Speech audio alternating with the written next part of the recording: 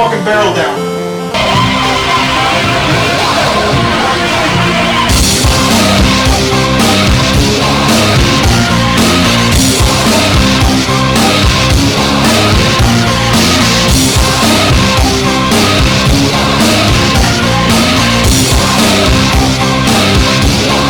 Okay, I just forgot my beer.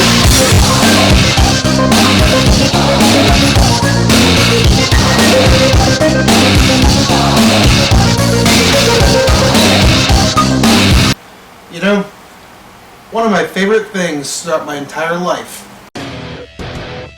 Wrestling was always a part of my life. Starting back in the 1990s, I was terrified the first time I saw The Undertaker on screen along with Paul Bearer. Scared me, but not in a way where I wanted to run. I wanted to see what would happen. I wanted to tell me, hey, that's fake shit. And it was on and off. But so in 1999, shortly after Owen Hart passed away, I got into watching wrestling full time with some buddies of mine. And I remember seeing The Undertaker again as a villain. I remember watching him give this chilling promo to a certain bald redneck known as Stone Cold Steve Austin. And I was hooked. Speaking of which, at the time, while my friends were mostly playing the SmackDown series on PlayStation, I kind of dabbled in nearly every wrestling game that came out. So much so that my best friend once told me this. Jimmy, you'd buy a brown paper bag of dog shit if it had wrestling written on it. Yeah, pretty harsh words, but looking back on it, he was kind of right. Not that I want to prove my friend right, you know, almost 2 decades later, but I think it's about time we delved into good old paper bag. Ugh. Royal Rumble was released by THQ in the year 2000. I remember seeing this on actual arcade cabinets every now and then, but never got around to playing it. I knew it as it was released on the Sega Dreamcast, and that's the version we're looking at today. The biggest feature of this game is the fact that it can have up to 9 superstars in the ring at once. Character selection screen is pretty basic, kind of has a Mortal Kombat vibe to it. I'm not going to bash on the graphics. They look pretty good for the time. I mean, they look, again, very similar to SmackDown. The lighting was much better than on the PlayStation, but of course this is Dreamcast. Dreamcast was capable of more, but this is an arcade port, so keep that in mind. It's kind of hard to explain the controls in this one. It does play similar to SmackDown, but the difference is what makes it, well, different. Everything is fast-paced. As you build up your special, you can do special moves. Build up 3 specials, you can do your finishing move. The object of the Royal Rumble mode, of course, is to throw as many people out of the ring as possible. This can be done by, I guess, a mini-game of mashing the attack button when they're stuck at the ropes, or you can just fling them out and sometimes they'll fall out on their own. Irish whipping them, grappling them with certain moves can throw them out. Them just stumbling into the ropes, they can fall out. Of course, this also means it's very easy for your dumbass to get thrown overboard too.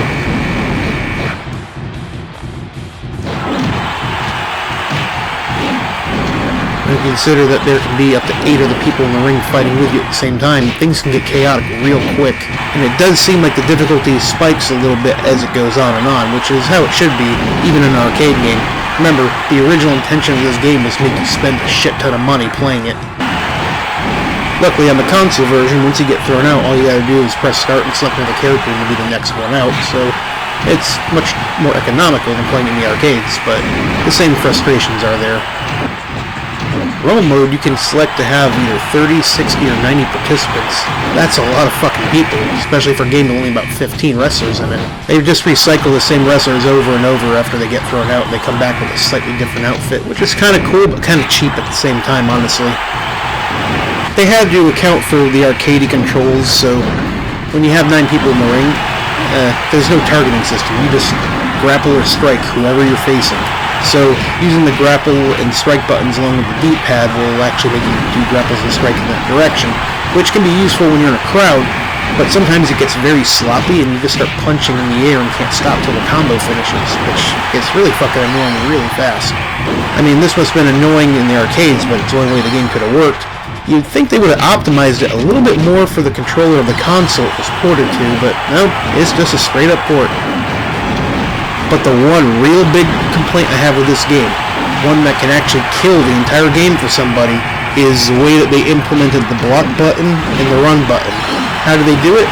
Easy. They're the same fucking button. Basically, you hit the block button while moving to run in that direction, similar to SmackDown games. You only run 8 different directions diagonally, which is how the SmackDown games were, but it worked better in that game. Here, the game's just too chaotic for that system to really work, and it's very easy to accidentally run when you're trying to block, or block when you're trying to run, or not block or run in the correct direction. It also gets annoying when you're trying to eliminate somebody, but another opponent just keeps on attacking you and you lose your chance. Or of course when you're hanging on for dear life and being attacked by multiple opponents at a time, it can really get the blood boiling. Now I'm playing this on the 30-man Rumble mode, but if you notice, the opponent just keeps throwing themselves out of the ring non-stop, but that counter at the bottom is showing me how many wrestlers are left. It doesn't seem to move. Well, there's a reason for this. Unlike the real Royal Rumble, to beat this mode, you're not the last man standing. You have to eliminate 30 people. They don't all have to be as the same character. They probably won't be, since you'll get thrown out and have to pick another one. But you have to eliminate 30 people in order to clear this mode. Which means if you're playing 60-man or 90-man, yes, you have to eliminate 60 or 90 men to progress. Now how about that for a coincidence? I'm playing Royal Rumble mode and I'm down to the final 2. I'm The Rock and I'm fighting the Big Show. Just like Royal Rumble 2000, which is the Royal Rumble this game was heavily based off of.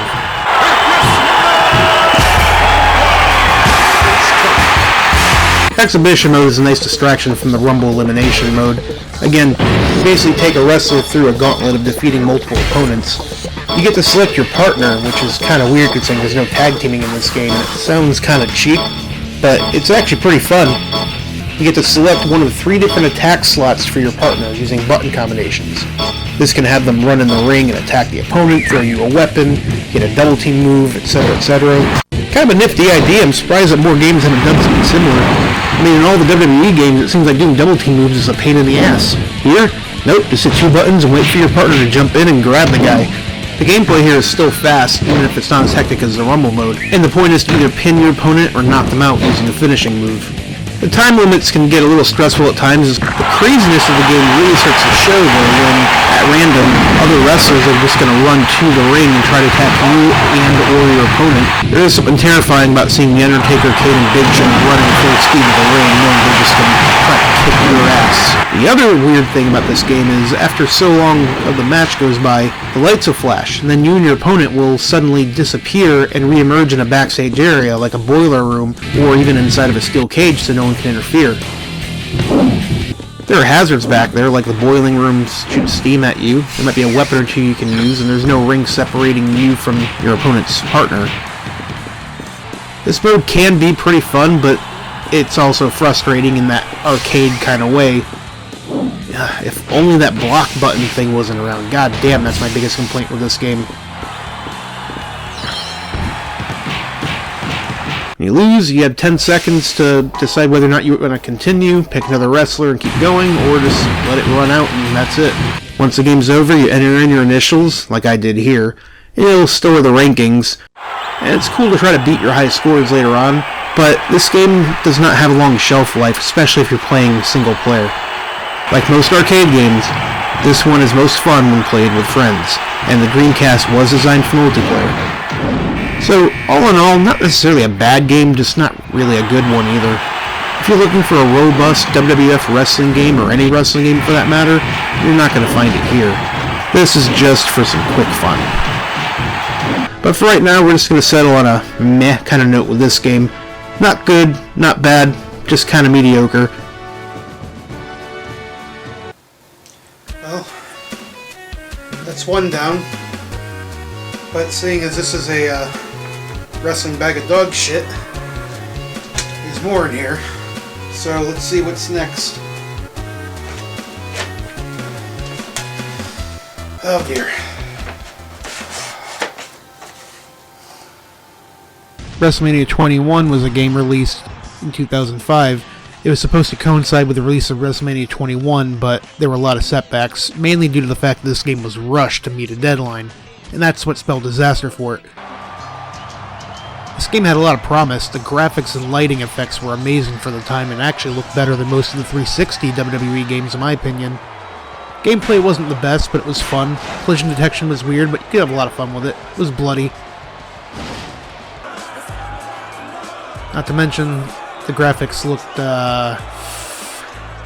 pretty good, I'd say. Yeah, I'd say they looked pretty good. The game also had a pretty killer soundtrack to it. So good, in fact, that I can't even use it here because copyright claims and all that stuff. So, why did a game like this fail? Well, again, it was rushed. It was very half-baked. Didn't seem like it was quite finished. And, well, truth be told, it had a lot of promise. If they would have had another 6 months or so to work in this game, I think it could have been a masterpiece. But instead, we got a very glitchy, unfinished version with features missing, features that only worked half the time, long loading, and not the best online play, although it was one of the first, if not the first, WWE games to utilize online play. So that's a little tidbit for you. This game personified everything that was the ruthless aggression era of WWE. The divas, bra and panties matches, the blood, the cursing, all that good stuff. All made it into the game. Game had a killer story mode too, but the one thing that I really couldn't get over in the story mode was the fact that, well, your character is a real asshole in this game. And many of us are not happy with the way you've been walking around with your nose in the air, like you are better than us. Well, maybe the reason I've been acting like that is because I am better than you ham and eggers. And maybe the reason you're angry about it is because you know it's true. I know you're the general manager, Mr. Long, but I don't know about this kid. Yeah, He's got quite a mouth on him. he's an asshole. Well, look who it is. Chavo Guerrero. Does this ring a bell? Eddie. Wow. Just to be clear, this game came out before Eddie died. Before he died. But not long before he died. Maybe a few months at the most, so...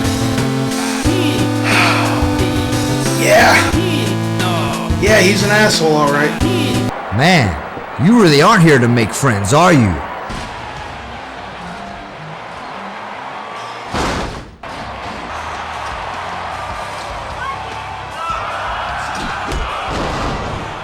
You get a Dudleyville welcome.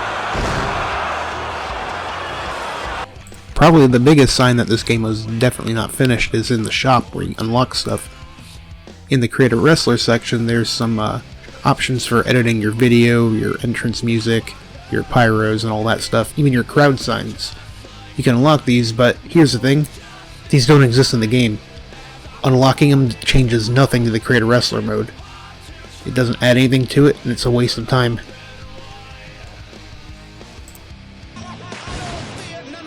This game should have been the big WWE wrestling game on the Xbox that everyone was waiting for, but unfortunately it fell short. It was rushed, it wasn't finished, and just wasn't that good. Still, I had a lot of fun with this game back in the day, so I can't quite recommend it, but at the same time, I can't ban it either. Wrestlemania 21.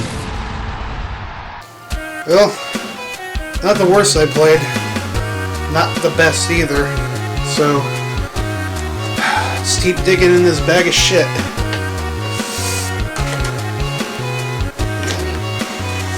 This one hurts. Showdown Legends of Wrestling was the third Legends of Wrestling game made by Acclaim. They started the series after the end of ECW since they had a stake in the company, but the company went under. So to continue making wrestling games, they resorted to making Legends of Wrestling. The games were not very good. The first game was very, very slow. The second game was much improved, but it was so fast-paced and violent, it was like old-time wrestlers in the Attitude Era. This game was supposed to be more of a 90s feel, a lot of WCW influence. It had a lot of promise. Upgraded visuals, though still cartoony. It even had a great commentary team of Bobby the Brain Heenan, Tony Schiavone, and of course Larry Zbyszko. The game got a lot of things right and a lot more things wrong. It had some innovative ideas like 8-man tag team matches, really tall cages, really tall ladders, an automated finishing move system that looked cooler than it actually was, really interesting reversal and chain grappling techniques, but it just didn't implement them that well. Although a lot of these features would be used in later WWE games and wrestling games in general, being used nowadays. This game had a lot of great ideas, it just did not implement them very well. One of the coolest features in this game is the fact that the entire tutorial is done by Bret the Hitman Hart. He actually lists everything off, and he does so with pride. It shows changes to your health during the match. The stun meter appears when you're stunned. This can happen while standing, bent over. Momentum is what your wrestler needs for finishers. You can only do these after you've filled up your momentum meter. To do that, you have to land successful attacks on your opponent. Finishers are especially devastating moves that you can use only when you have your opponent in the required position and your momentum meter is full. When this happens, the finisher icon will appear by your wrestler's name to let you know you can use the move. To activate the finisher, flick the right stick when you see the icon.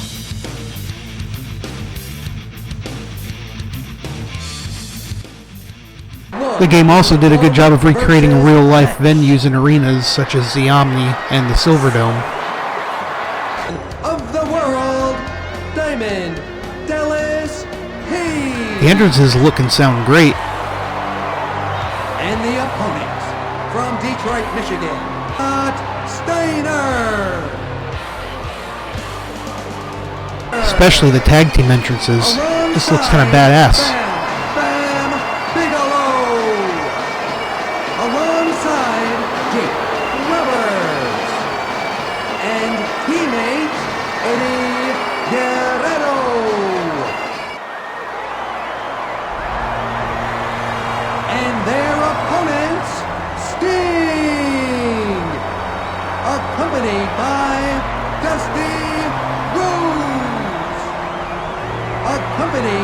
There were some noticeable glitches in the game, like warping, some hit detection issues, and the cheating system didn't work that well. Sometimes, whenever your opponent sends you an Irish whip, you can easily just use the control pad to break out of it, so the game can get really easy, but you're going to want to play with the button prompts. It's too hard without it. The controls are simple, but they sometimes get a little convoluted in more advanced actions. One of the biggest glitches I noticed is in the tables match here. I was not able to find a table anywhere, so it was like a hardcore match but without a referee, so it couldn't end.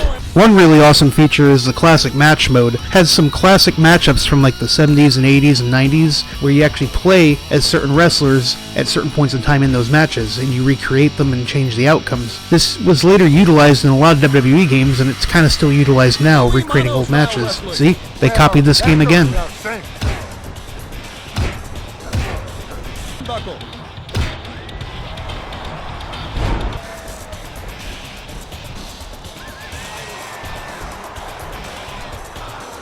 The main showdown mode is not much to speak of. You pick a wrestler and go through the 70s, 80s, and 90s in succession with these storylines. They're not really much to speak of. It's very boring, and the entire point is that you fight Hulk Hogan at the end. The legend, the immortal icon of professional wrestling, Hulk Hogan!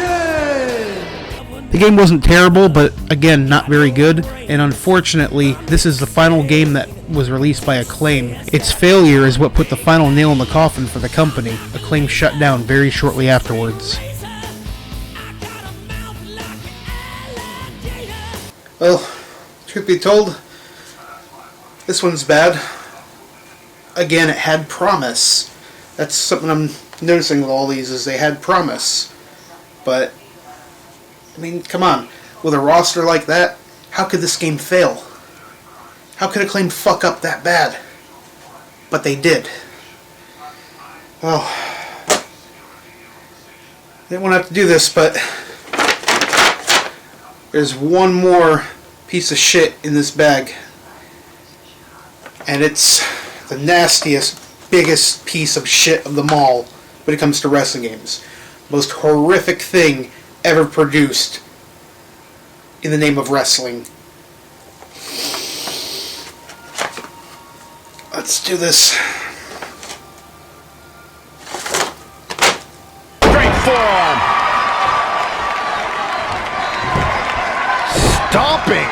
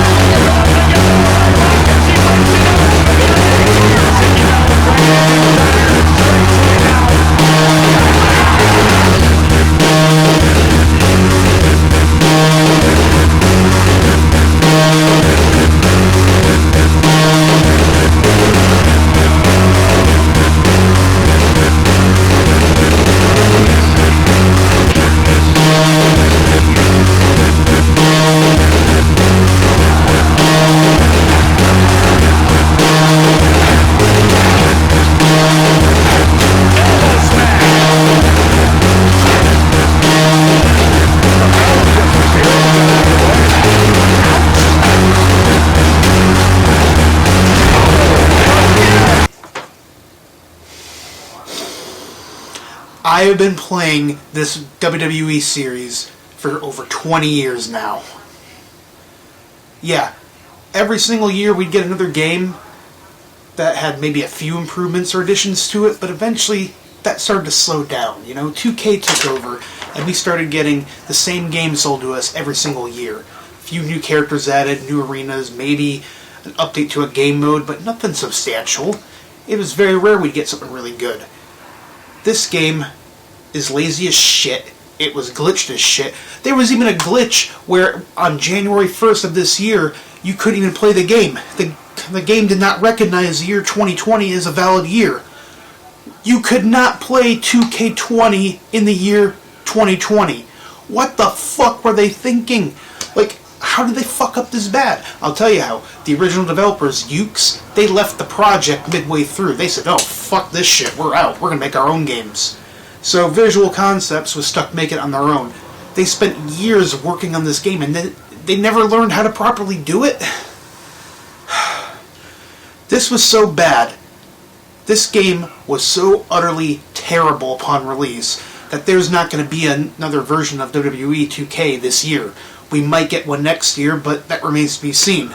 The only saving grace out of this whole scenario is the fact that maybe, just maybe, we'll finally get a proper wrestling game in the future. Personally, I couldn't care less about this fucking series anymore. This did it for me.